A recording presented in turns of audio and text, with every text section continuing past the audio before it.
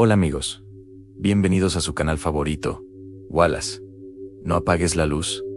¿Listos para una nueva historia de terror? Bueno, comenzamos. La Navidad, esa época mágica llena de luces, regalos y momentos en familia. Para casi todos, es un tiempo de alegría y esperanza. Pero para la familia Martínez, este año, la Navidad se convertiría en una pesadilla de la que desearían nunca haber despertado. Esta es la historia de cómo un simple deseo, el de tener un árbol de Navidad, desató el infierno en su hogar. Todo comenzó con la mirada triste de sus hijos, Ana y Luis. Cada diciembre, sus caritas se pegaban a las ventanas de las tiendas, admirando los árboles adornados, sabiendo que en su humilde casa nunca habría uno. Sus padres, Juan y Elena, sentían un nudo en la garganta. La pobreza les había arrebatado muchas cosas, pero ver la desilusión en los ojos de sus hijos era la más dolorosa de todas. Juan era un hombre trabajador, pero el dinero apenas alcanzaba para la comida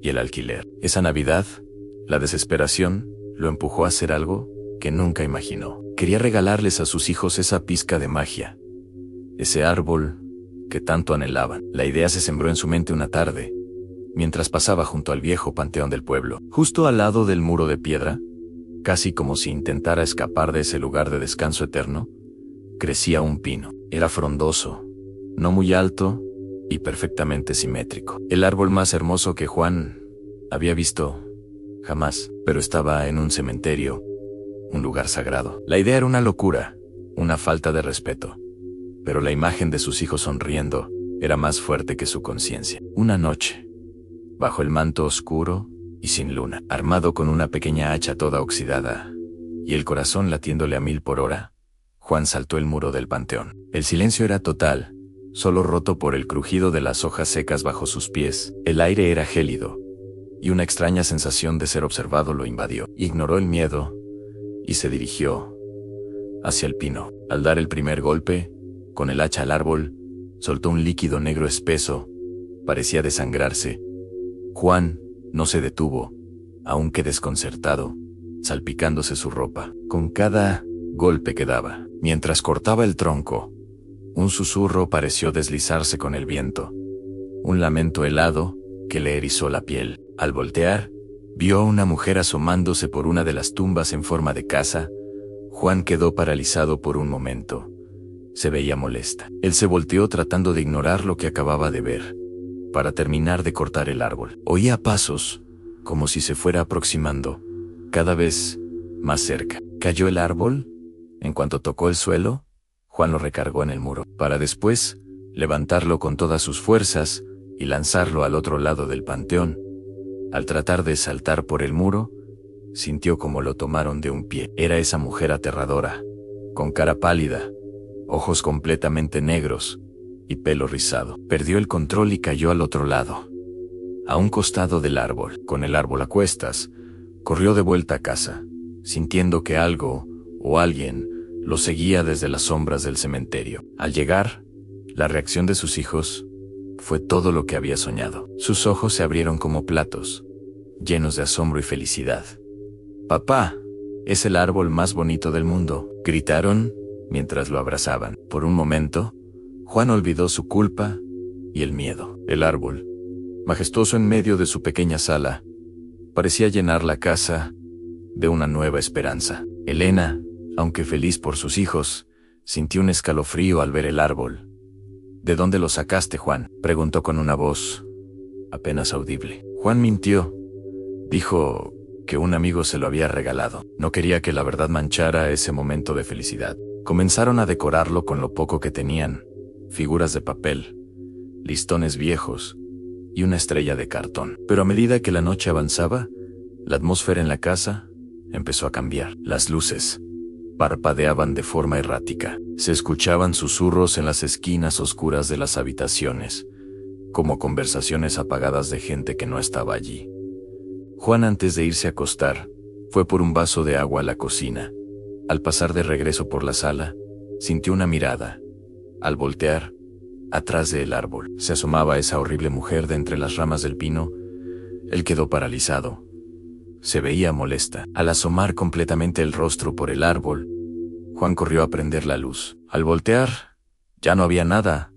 Trató de convencerse de que fue su imaginación. Esa primera noche, nadie durmió bien. Ana se despertó gritando, diciendo que había visto la sombra de un hombre alto y delgado junto a su cama. Luis lloraba porque escuchaba arañazos en la pared. Juan y Elena intentaron calmarlos, culpando a las pesadillas y al viento. Pero ellos también habían escuchado los ruidos. Al día siguiente, las cosas empeoraron. Los objetos se movían solos. Un vaso de agua se deslizó del borde de la mesa y se hizo añicos en el suelo. Las puertas de los gabinetes se abrían y cerraban con violencia. El ambiente se volvió pesado, opresivo. El hermoso árbol de Navidad ahora parecía siniestro, sus ramas como dedos largos y huesudos que se extendían hacia ellos. La risa de los niños fue reemplazada por el miedo. Ya no se acercaban al árbol. Decían que las sombras se movían entre sus ramas y que a veces veían rostros pálidos y desfigurados